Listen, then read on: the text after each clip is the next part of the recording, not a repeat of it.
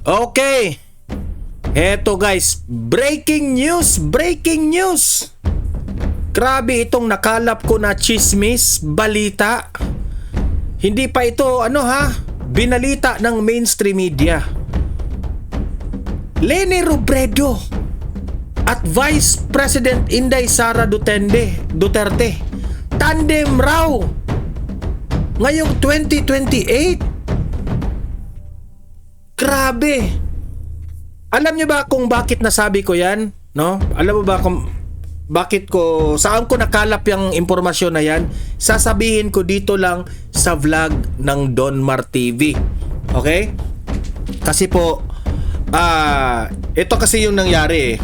Ito kasi yung nangyari.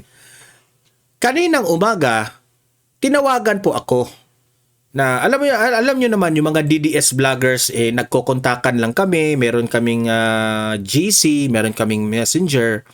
Usap-usapan na sa GC namin, nagbibiro kami sa GC, usap-usapan namin na ang ending niyan si Leni Robredo at si VP Sara ang magiging tandem sa 2028. Di syempre, hindi kami naniniwala nung una kasi parang biro lang at malabo talagang mangyari yan, di ba? Kasi ang dilawan, hindi pala dilawan, ang mga kakamping at ang mga DDS, malabo talaga yung magka tandem sa 2028. Pero kaninang umaga, tinawagan, ayaw ko na lang sabihin kung sino yung vlogger na tumawag sa akin, ha. Usap-usapan na raw diyan sa Mandaluyong, sa opisina ng Office of the Vice President, na meron raw silang nakalap na chismis na si Leni Robredo raw ang makatandem ni VP Sara sa 2028. Okay? Medyo mataas-taas ang kwentong ito, ha, pero mamaya ikikwento ko sa inyo bakit nagkaganon. Okay? Sino ba ang lumapit at sino ang nag-initiate sa idea na pwedeng magtandem si Leni Robredo at si Vice President Sara Duterte. Di syempre ako, nung una kong narinig yan, akala ko nung una biro, pero nung inanalyze ko na konti, posible. Posible talaga. Okay, kasi itong sasabihin ko sa inyo, ako pinangunahan ko, okay? Pero pwede akong magkamali dito, pwede akong tama dito kasi umuugong na yung chismis eh. Okay? Pero inanalyze ko, pwedeng mangyari yan. Mamaya i-explain ko sa inyo kung bakit sa totoo lang, pipiliin ni VP Sara si Leni Robredo. Pwede yan. Logical ang reason. Okay? Hindi basta-basta nakipag-tandem ako dito sa dati ng kaaway ng aking tatay para lang makakuha ako ng votes. Hindi. Pwedeng si VP Sara ay tumakbo ng presidente na ang kanyang vice president ay kaalyado ng mga Duterte. Si Bongo, si Robin Padilla, pwede. Pero bakit pipiliin pa talaga ang dati nilang kalaban na si Leni Robredo? Mamaya i-explain ko yan. Okay? I-explain ko yan kasi may reason naman talaga. May reason naman talaga. At sabi ko, pwede siya. Okay? Pero bago yan, pag-usapan rin natin ang mga political experts ngayon, no? Kasi nagko-connect yung kwento eh. Nagko-connect yung kwento. In-interview itong si Vice President Inday Sara Duterte sa SMNI sa programa ni itong mga banateros headed by Banat Bay sa Vox Populi. At mamayang gabi, suportahan natin yan, no? Itong mga banateros, ang ating mga kaibigan. So, suportahan natin yan 6 p.m. mamayang gabi. exclusive interview ni Vice President Inday Sara Duterte sa kanilang programa. Ipapakita ko mamaya ang small na clips ni VP Sara. Okay? Mamaya ipapakita ko 'yan, okay? At meron ring revelasyon itong si Robin Padilla. Abangan nyo yan, ha? Kasi meron pong sasabihin patungkol dyan sa sinabi ni Robin Padilla na tama rin si Robin. Okay? Pero hanggang ngayon, wala pang final decision. I'm talking about sino ang magiging Vice President ni VP Sara sa 2028. Okay? So, unahin muna natin. Ipapakita ko itong video na ito. Parang teaser po ito, ha? Na kung sino ang maging Vice President ni VP Sara. Si Leni Robredo ba? Si Robin Padilla ba? O si Senator Marcoleta ba? O si Senador Bongo ba? At bakit biglang sumulpot ang chismis na si Leni Robredo sa 2028? Okay? Malalaman natin yan. Mamaya, eto yung mangyari mamaya, ha? Panoorin muna natin. Pero bago niyo panoorin itong video na ito, i-like mo na, i-share mo na inyo itong video na ito, ha? Para kakalat ito sa taong bayan. At sa mga bago pa lang dito sa Donmar TV, subscribe na po kayo para updated kayo lagi sa ating mga balita. Okay? Eto, panoorin nyo itong exclusive interview ni VP Sara mamaya. Eto, panoorin nyo. I offer my life, my strength, my future in the service of our nation.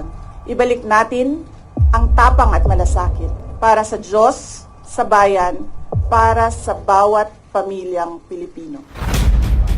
Mainit na usapin, diretsahang tanungan. Madaming beses na rin ako na real talk sa daan. Alam mo, binoto namin si BBM dahil sa iyo eh. Kasalanan mo talaga lahat to eh. Kasi kung maalala natin, dahil kay VP Sara, nanalo itong si BBM. Walang iiwasan. Isang exclusive interview ng Banateros kay Vice President Sara Duterte. Di ba dapat alam mo na yung gagawin mo? Kasi nagsabi ka sa mga tao eh, piliin ninyo ako para maging Pangulo. Matapos ang deklarasyong tatakbo siya sa pagkapangulo. Ako si Sara Duterte, tatakbo bilang Pangulo ng Pilipinas. Ano ang kanyang plano? Ano ang kanyang mensahe sa taong bayan? Pero ito lang ang sasabihin ko. Hindi pwede na walang managot. Matindi yun, ha? Hindi pwedeng walang managot. Kaya, good luck sa 2028. Kapag mapresidente ito, alam ko, papanagutin yung mga corrupt na mga government officials. Kaya, sa totoo lang, totoo yung mga sabi-sabi na dyan sa House of Representatives ay nagpapanik na lahat. At usap-usapan ang mga kongresista dyan gusto nang pumanig sa side ni VP Sara. Kasi nagpre-prepare sila na kapag mapresidente ito, at least maiiwasan nila. Maiiwasan nila na makasuhan yung mga nasangkot dyan sa flood control anomaly. Sorry pero hindi ito plastic. Kakalkalin ni VP Sara yan. Kapag mapresidente ito, kakalkalin nila lahat ng mga corrupt dyan sa House of Representatives. Mga isyong kinakaharap ng bansa, sasagutin mismo ng pangalawang Pangulo. Gusto kong ayusin ang mga pagkakamali na ginawa sa bayan natin. Abangan ngayong Sabado, Pebrero 21, alas 6 ng gabi, kasama sina Banat Bay at Boss Dada. Yung ginagawa namin sa Office of the Vice President, hindi pa tapos. Kasi hanggang 2028, hanggang 2028 ba ako? Mai-impeach ako. Alis, ang humor talaga nitong si VP Sara eh. Dito lang sa SMNI. Aabangan natin yan mamaya 6 p.m. Okay? So suportahan natin ang mga Banateros, no?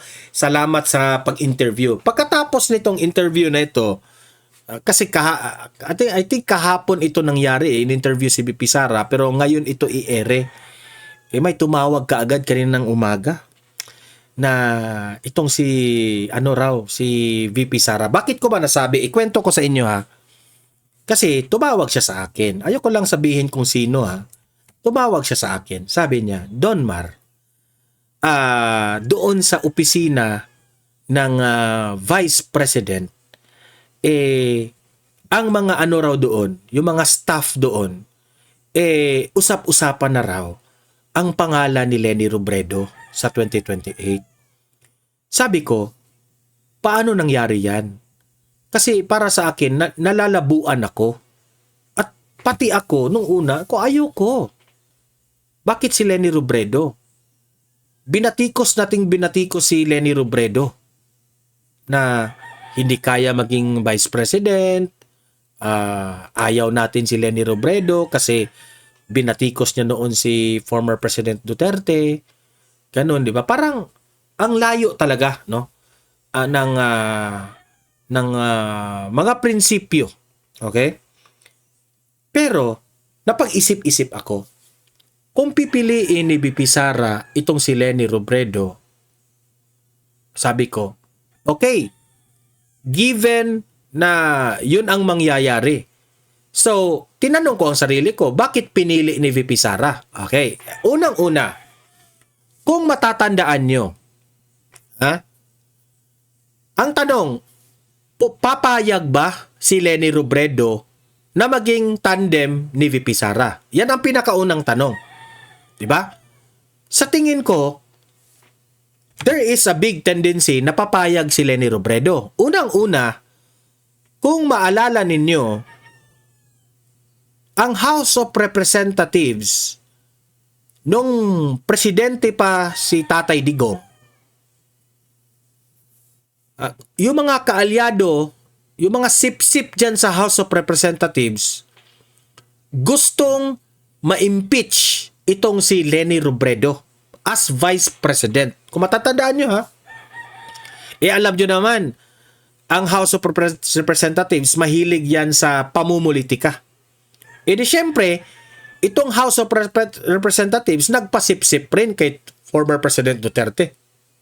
So, nung si Leni Robredo atake kay Duterte, nung former President Duterte, inaatake, di ba?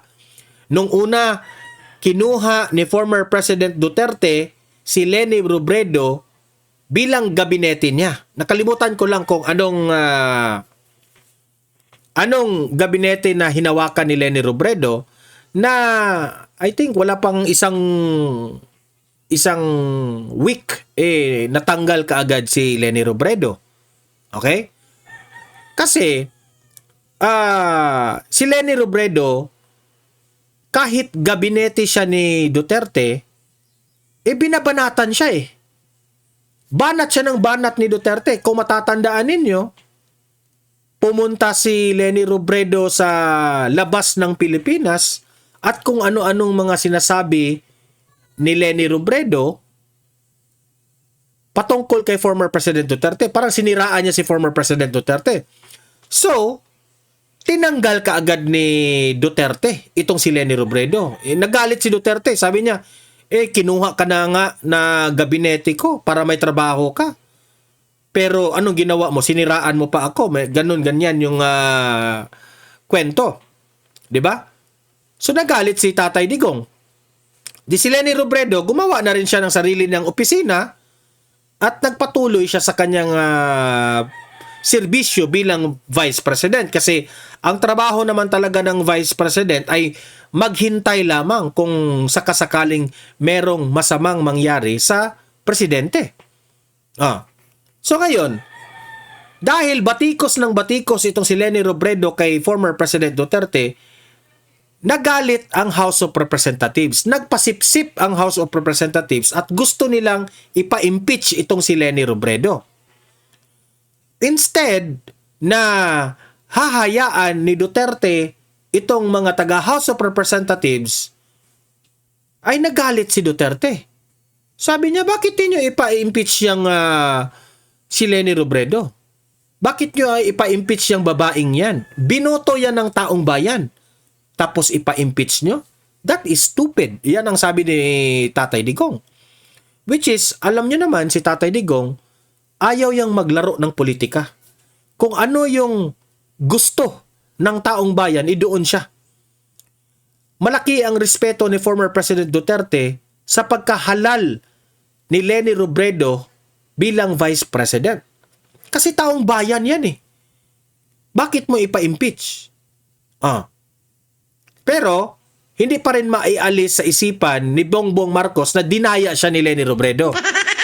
Di ba? Yun ang nangyari. Pero ang totoo niya, natalo talaga si Bongbong Marcos ni Leni Robredo. Ngayon, tumatak yan sa isipan ni Leni Robredo. Alam yan ni Leni Robredo na itong mga Duterte ay gumagawa lang ng tama. At saksi si Leni Robredo na never siyang sinaktan, ginipit ni former President Duterte. Hinahayaan lang ni Duterte si Leni Robredo kung ano ang gawin niya bilang Vice President kahit batikos pa ng batikos si Leni Robredo. Ano ginawa ni Duterte? Ayoko makipag-away sa babae. Di ba? Kahit mayroong pagkakataon na nagkita sila sa isang I think graduation yun sa mga PMA, no, biniro pa nga ni former President Duterte si Leni Robredo. Tumatak yan sa isipan ni Leni Robredo na duda ko this is my own opinion, analysis sa utak ni Leni. Okay? Wala naman tayong karapatan pangunahan, pero siguro tumatak sa isipan ni Leni Robredo na toxic po itong mga dilawan. Okay? I'm talking here of mga dilawan na hindi kakamping. Ito si Hontiveros, Trillanes, si Dilima, yan ang sumira sa pangalan ni Leni Robredo. Number 1. Ika nga, sabi nga nila, di ba, kung matatandaan ninyo, ginamit nila ng ginamit si Leni Robredo noong Vice President si Leni Robredo. Ginamit ng mga dilawan. Kasi, sabi nila, nanalo si Leni Robredo bilang Vice President kasi tinulungan ng Administrasyong Aquino. Sa mga dilawan. So, si Leni Robredo rin, may utang na loob siya sa mga dilaw. So, kung ano ang instruction sa mga dilaw, kung ano yung landas ng mga dilawan, si Leni Robredo rin, nakilandas na rin siya. Dahil ito mga dilawan na ito, kinontra si Duterte, dahil si Leni Robredo at that time, dilawan pa siya, naging kakamping si Leni Robredo sa 2024-2025 na, kung matatandaan ninyo. Pero noong 2016, 17, 18, 19, 20, 21, 20, yes, dilaw pa siya. Kasama niya mga dilaw. So ano yung naratibo ng mga dilaw? Magdilaw po talaga. Babanatan niya si Duterte. Pero nasira ang pangalan ni Leni Robredo dahil dito sa mga dilaw. Kasi toxic yung mga dilaw. So, pati si Leni Robredo, nadamay si Leni Robredo. Nadamay siya. At na-realize siguro ni Leni Robredo na toxic man itong dilawan na ito. Tapos, itong si mga Duterte ay gumagawa lamang ng kung ano yung totoo, yung tama. Lalo na ngayon na kaaway na ngayon ni ang mga Duterte at itong Marcos. Anong sabi ni Leni Robredo? Nakita man sila ngayon, itong si Leni Robredo at si BBM. Akala nga natin tumuloy-tuloy yung meeting ng mga bangag at ni Hontiveros. Hindi pala kasali si Leni Robredo diyan. Pakulo yan ni Hontiveros. Now ngayon, dalawa lamang po ang pagpipilian ni Leni Robredo ngayon. Kung makipagtandem siya ni VP Sara o makipagtandem siya dito sa mga dilaw. Dalawa lang. Ngayon, kung ako yung pa-decide. Ayokong maging Vice President si Leni Robredo para kay VP Sara. Kasi I want Leni Robredo na mag-focus siya sa Naga City sa pagiging mayor niya. Because kailangan pa niyang i-prove sa taong bayan na marunong siya. 'Di ba? Kasi yung kanyang vice president siya, si Leni Robredo, hindi pa rin yun eh. Hindi pa yun, ano lang yun eh. Parang tulong, para rin siyang, meron siyang opisina, kagaya ng ngayon ni former president, ni VP Sara, na konting tulong, may budget rin ng may budget rin ng Office of the Vice President. Pero, dito yung tandaan nyo. Ha? Si VP Sara, naging mayor na kasi siya ng Davao City. At wala na siyang dapat i-prove. Kasi nakikita na natin ang trabaho ni VP Sara. Kaya sabi ko, pwedeng-pwede talaga si VP Sara maging presidente ng Pilipinas. Because pwede niyang i-exhibit ang Davao. Okay? Pwede niyang i-exhibit ang Davao na talagang maganda ang nangyari sa Davao. Pero itong si Leni Robredo, first term pa lang niya na maging mayor. So, kailangan pa niyang i-prove ang kanyang sarili. Pero kung ma-vice president itong si Leni Robredo at merong pinag-usapan si VP Sara at si Leni Robredo, well, may hindi tayo nalalaman kung ano man ang pinag-usapan ng dalawa, si Leni at si VP Sara. Kasi kasi si Leni Robredo, ito yung style niya eh. Kung ano yung narrative at landas ng kanyang kakampi, ano yan si Leni Robredo? Sasabay rin yan. 'Di ba kung maalala ninyo? Ito lang yun mga analysis ko lang. Nakita nyo ba na itong si Leni Robredo ay laging nakipag-meeting dito nila Dilima, ni Trillanes, ni Hontiveros, 'di ba? Bihira mo na lang makita si Leni Robredo. Siguro nagkita sila for a respect. Pero yung political move, parang wala. Ayaw na makisali ni Leni Robredo sa katoksikan nitong mga nila Dilima, nila Hontiveros. Yan ang na-observe ko. Kaya hindi imposible na merong nangyaring niluluto na VP Sara at Leni Robredo tandem sa 2028 election. Okay? So yun ang aking pwede kayong mag-comment ano ang masasabi nyo dyan sa issue yan, nasa kumakalat na breaking news na yan. Leni Robredo, VP Sara 2028 election. Ano ang opinion nyo? Ilatag nyo rin dyan, babasahin natin yan Kasi ito ang sinabi rin ni Robin Padilla nung tinanong siya, willing ka bang maging vice president ni VP Sara? Ito, panoorin po natin. Super big deal para kay Naga Mayor Leni Robredo ang nakatakdang pagbisita ni Pangulong Bongbong Marcos sa kanilang lungsod bukas. Nililigawan na ba siya ng administrasyon para sa 2028? Narito ang aking report. Actually, pwede.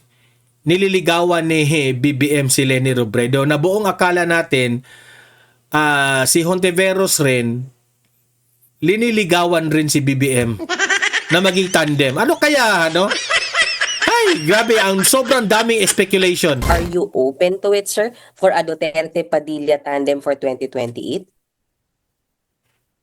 Pag-utos ni Digong. Pag-utos ni Digong. Walang pwedeng mag-utos sa akin kahit sino, si Digong lang. Ito, lalaking lalaki ito Walang makakakontrol sa desisyon nitong si Robin Padilla kundi si former President Duterte lamang. Kapag si former President Duterte na ang magsabi, Robin, be the vice president of my daughter Sara Duterte. Papayag yan. Si Tatay Digong lamang ang sinusunod niyan ni Robin Padilla. Tanging si dating Pangulong Rodrigo Duterte lang daw ang makakahikayat kay Senador Robin Padilla na tumakbo para maging vice-presidente at katandem ni VP Sara Duterte sa 2028 presidential elections. Kasi ayaw ko talaga ng politika. Basta sinabi ni Digong, susunod ako. Kasi yun, kaya naman ako nandito, ma'am, dahil sa kanya. Isa si Padilla sa mga Kasi nung sinabi ni Tatay Digong na tumakbo kang senador, 'di ba? Tumakbo siyang senador, nanalo. tulak ng ilang Duterte supporters na maging kapareha ni VP Sara. Sakali mang siya ang gawing running mate ni VP Sara, handa na ba si Padilla sa batuhan ng putik sa kampanya? Katulad po ng kay BP Inday, wala na rin po ako maiisip na ibabato sa akin dahil naibato na lahat. Ex-con, bobo, tanga, lahat na. Correct. Babaero, lahat na po. Opo. Ako po naman di naman po ako balat sibuyas. Oo, kung ganyan ho talaga ang ano ng politika natin, tatanggapin ho natin yan. Ang misis ni Padilla nauna nang sinabi na may panahong ayaw na niyang tumakbo ang asawa dahil hindi ito deserve ng mga Pilipino. Parang I feel na they don't deserve him. May mga ganun ako. Bukod kay Padilla, may ilang pangalan pa na lumutang na posibleng itambal kay VP Sara sa 2028 elections. Kasama na dyan sina Senator Amy, Senator Rodante Marcoleta at Senator Bongo. Pero ayon sa supporter ni VP Sara na si dating Presidential Anti-Corruption Commission Chairman Greco Belhica, may agam-agam sa panibagong Duterte-Marcos tandem. Ang pinakamabisang katambal daw ni VP Sara ay si dating VP at ngayon Naga Mayor Leni Robredo. Anong sabi ni Greco Belhica? Merong niluluto. Ako nga'y kinakabahan dito Kinakabahan talaga ako sa Leni Sara tandem. Greco Belhica na ang nagsabi ha. Pero I think kahit si VP Leni will be a good tandem for Sara. Ano mo kasi unity yung kailangan magkaisa na ang bansa. Pero may patutsada dyan ang Malacanang. So ang lumalabas ay aksyon versus bakasyon? Nagtatrabaho versus... Gusto, hindi pa rin humihinto na tumatahol. Di pa siya tapos. Huy, move on na, huy! Nagmukha, alam mo, Claire Castro, nagmukha ka ng tanga. Lahat ng taong bayan naka-move on na, ikaw na lang ang wala. Ay, nako. Ewan ko na lang, Auntie Claire. Hindi nagtatrabaho? Pro-Philippines versus not pro-any country? Nakatakdang Nandyan na naman siya yung naratibo niyang pro-Philippines. Ay, nako. magkita sina Pangulong Bongbong Marcos at Robredo sa Naga para sa issue sa baha. Para kay Robredo, super big deal ang pagbisita ni PBBM. Sobrang big deal na presidente ang pupunta. Kasi yung mga agencies na mga katulong. Pero hindi ibig sabihin na makipig-tandem siya kay BBM. To make things happen. Nakita niya with his own eyes kung ano yung kailangan. Nililigawan ba ng palasyo si Robredo? Suhestyon na igagalang. Patawad, pero hindi napapanahon. Lumutang din ang pangalan ni Senator Bam Aquino na makatambal ni VP Sara na kamakailan lang ay nagsabing ideally. Ito, si Bam Aquino, kumakalat rin ang pangalan niya na makitandem kay VP Sara. Ako sa tingin ko ito dahil ay itong si Bam Aquino, hindi niya nagustuhan yung nangyari kay Duterte sa ICC kasi naalala niya si Ninoy Aquino. Anong ginawa ng pamilyang Marcos, itong si Marcos Sr. kay Ninoy Aquino? Naalala niya, di ba? Kung maalala ninyo, nakulong rin itong si Ninoy Aquino. At sinabihan, wag ka nang umuwi kasi kung umuwi ka, magugurgur ka. Nangyari talaga yung hindi dapat mangyari. Siguro itong mga Aquino na ito, hindi pa nila nakakalimutan ang ginawa ng mga Marcos sa kanila.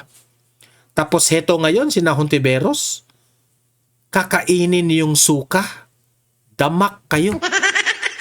Kakadiri kayo. ay dapat dito sa mga korte sa Pilipinas nililitis ang tungkol sa Duterte drug war. Pero mabilis pa sa alas 4 na itinanggi ni Senator Bam ang espekulasyon. Hindi raw siya tatakbong Vice President sa 2028. Pero mayroon ilang opisyal di umano ng PDP na ikinukonsidera si Baguio City Mayor Benjamin Magalong bilang katandem ni VP Sara. Bagay na ikinagulat ng alkalde. Nagpapasalamat ako sa kanila. Siguro ang focus muna natin is turuan muna natin yung Ito, wala rin na rin ito. Wala ring prinsipyo ito eh. ating kapwa Pilipino kung paano mamili ng tamang leader. Mga kapatid, So yun ang ano ha, yun ang mga nangyayaring umuugong rin na mga tandem ni VP Sara. Ewan ko na lang kung sa aking nararamdaman. Sabi ko, ano na bang future ng mga loyalista nito? Yung Dilawan, yung mga kakampings meron pang future. Ang mga Dilawan at loyalista, iiyak na sila. Iiyak sila dito, sa totoo lang. Yan si Auntie Claire Castro. Bumili ka na ng tissue 2028, Auntie Claire. Ay nako. Ito pa. Ito yung mga paghahanda sa 2028 running mate ni VP Sara. Nagsimula na, no? Sino ang papasa sa criteria ni VP Sara raw? Ito. Maraming pangalan na ang lumutang na posibleng maging running mate ni VP Sara sa 2028 elections.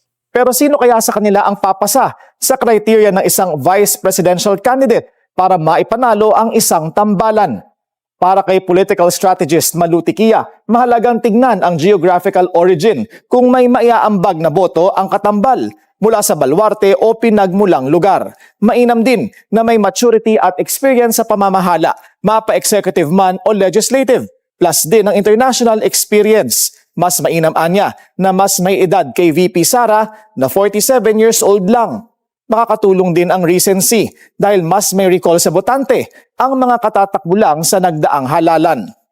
Okay din na may hatak sa Gen Z na higit 60% ng mga botante. At pinakamahalaga, may totoong rapport ba o nagkakasundo ang magkatambal? Isang hindi masyadong tinitingnan, pero yan ang napakahalaga kasi pag nagkaroon ng gitgitan, napaka-importante na kayo'y magkaibigan, kayo nagkapalagayan ng loob. Yung nakita natin noong 2022, mas may rapport siya dun sa kapatid at yung kapatid ang nagdala kay Mr. Marcos sa kanya. So, ang nangyari nung nawala ang kapatid sa eksena, nawala na siya na kaalyado para dumiretso sa Pangulo. Kung ito ang mga batayan ng pagpipilian ni VP Sara, sino ang papasa? Kung si Senador Amy Marcos pasok sa geographical advantage dahil galing norte, makakatulong siyang makadagdag sa bentahe ni VP Sara sa Visayas at Mindanao, kung saan siya nananatiling malakas at popular base sa pinakahuling mga survey. May experience na rin bilang gobernadora at mambabatas. May international experience din bilang dating chair ng Senate Foreign Relations Committee. Maraming pangalan na ang Marcos niya. Masyadong patriarkal ang ating lipunan eh. Para sa akin, wala talaga. Amy Marcos, wala. Sira ng pangalang Marcos. Oo, ako na-appreciate ko ang mga ginagawa ni Manang Amy sa mga Duterte, pero kung makipag-tandem kay VP Sara, masira lang si VP Sara niyan. Oo, masira lang si VP Sara. Para sa akin, si Manang Amy, bagay lang siya sa Senado. Merong mga nagsasabi, so kailangan na i-measure yan, lalo na sa mga kalalakihan, kasi these are two very strong individuals. Pero pag pinagsama mo, para silang yin and yang. Sa tingin ko, nandun yung chemistry. Pero apart from handa na ba ang Pilipinas sa dalawang babae, handa na ba ang Pilipinas na ang Marcos maibalik uli sa national? Kung si Senador Rodante Marcoleta mula Tarlac o Central Luzon, kaya pasok sa geography. Check din pagdating sa experience bilang veterano sa Kongreso. Ganoon din ang impressive showing niya sa 2025 Senate race kung saan nag-number 6 siya. Ang kagandahan kay Marcoleta, isang Batikan na lawyer, may connection sa politika dahil ang tagal niya as party list sa House of Representatives and as a neophyte senator in the 20th Congress. Ang malaking plus sa kanya ay iglesia. So yung discipline ng pagboto na andon, meron kang sariling grupo mo na kahit anong mangyari na andyan at tutulong. Masipag, medyo may edad na, pero it could... Actually, pwede rin si Senator Marcoleta. For me, ha? Pero mas bagay ni Senator Marcoleta sa Senado. Kasi una pa lang first term pa lang ni Marcoleta Tapos maganda, ang dami na nang gawa sa Senado, no? At magaling rin sa batas. So kung magaling ka sa batas, magaling ka rin gumawa ng batas. Okay? So mas nakakatulong si Marcoleta for me sa Senado kaysa vice president siya.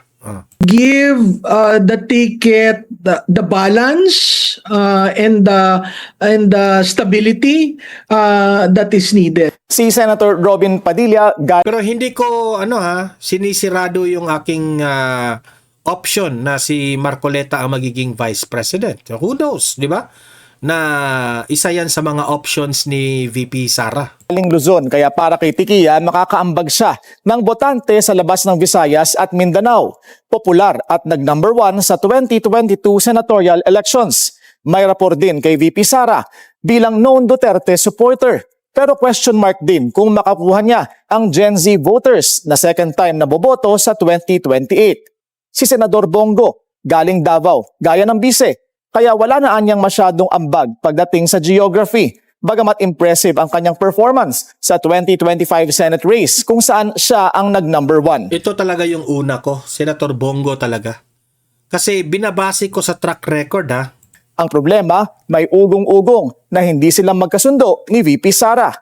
Sa local chief executives, nilutang ang mga pangalan ni Quezon City Mayor Joy Belmonte at Baguio City Mayor Benjamin Magalong. Tingin ni Tikia, pareho silang makakaambag ng boto mula Luzon. Parehong may malalim na experience sa pamamahala. Grabe naman yan. Sinali pa talaga si Joy Belmonte. Wala na yan. At mga tagapagtaguyod ng Mayors for Good Governance. Sister city din ng Davao ang Quezon City. Kaya may history na ng ugnayan ang mga opisyal ng dalawang lugar. Si Mayor Joy Belmonte ay kaibigan ni Vice Presidente. Ang problema ko lang, hindi pa natetest yun, ihahalal ba ng Pilipino ang parehong babae?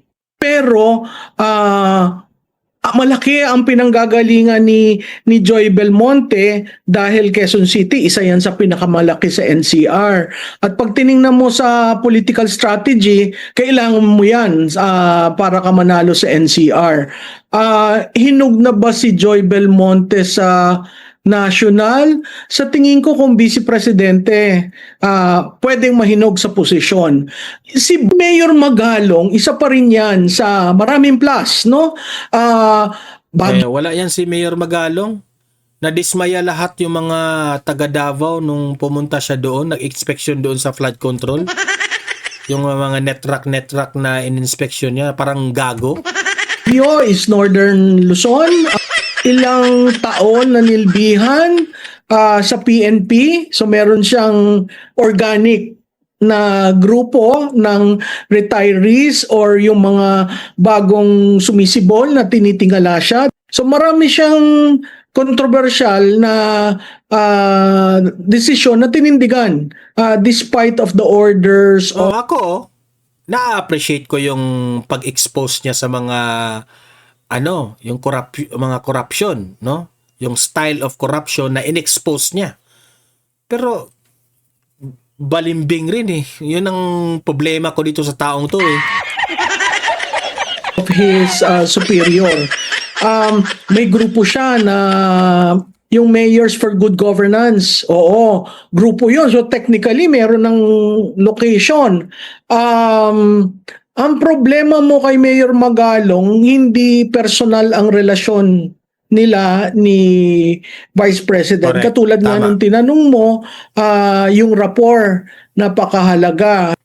Mula sa kampo ng Pink at Dilaw, bagamat pasok sina former VP Leni, Senators Risa Hontiveros at Bam Aquino sa geography, experience, performance sa mga nagdaang halalan at suporta mula sa Gen Z, magiging hamon sa kanila ang pagpapaliwanag na kailangang gawin sa mga supporter na hindi sold sa mga Duterte. Si Bam, bata, galing sa isang dinastiya rin, iba ang politika. Hindi ko alam kung kakayaning magkaintindihan ang Duterte at Aquino. Yan rin ang iniisip ko niyan. Hindi ko alam kung gugustuhin ng pamilyang Aquino. So yan yung mga bagay na titingnan natin. Si Leni, meron naman sila naman ay magkaibigan nung mayor siya at siya congresswoman. Ang problema mo dyan, nakita naman natin nung nagsalita si Bam tungkol dun sa magkaroon ng hearing sa local courts. Talagang kinuyog ng mga kasamahan niya.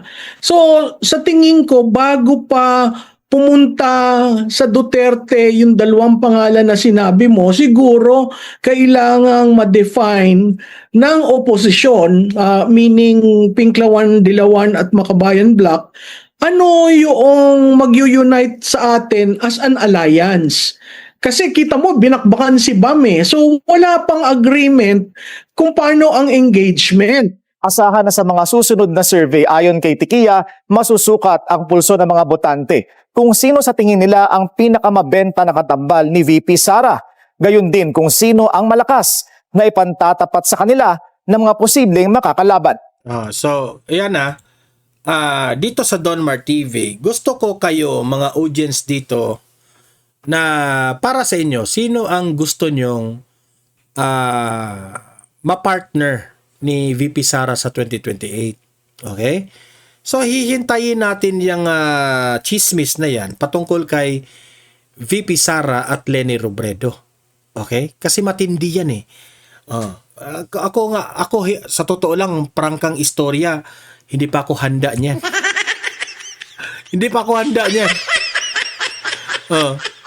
Pero posibleng papayag si Leni Robredo. Posibleng papayag rin si VP Sara. Pumayag nga siya sa bangag eh. Diba? Pero ang next vlog natin, ano ang epekto nito kapag magtandem na si Leni at si VP Sara? Baka mag-ending yan, mag-away pa rin yan nang sila na maupo. Diba? Yan ang ikinatakot natin. So, another episode of our vlog na naman yan. So, mag-comment kayo guys. At para sa akin, prangkang istorya, ang mga dilaw at loyalista, wala na kayong future. Wala na kayong future, guys. Nagsasayang lang kayo ng pera. Kung ako sa inyo, wag na kayong tumakbo sa 2028. Yun lang nga sa akin, okay? Paki-like, paki-share itong ating vlog ngayon, para aabot ito sa malawak na audience at marami po ang maka-participate sa ating talakayan. At sa mga bago pa lang dito sa aking channel, sa Donmar TV, mag-subscribe na po kayo kasi libre lang po ang mag-subscribe at updated pa kayo sa ating mga trending na mga balita. Okay? See you in my next video. Have a great day. Have a great night. God bless po sa ating lahat. Mabuhay ang Pilipinas. God save the Philippines. Bye-bye.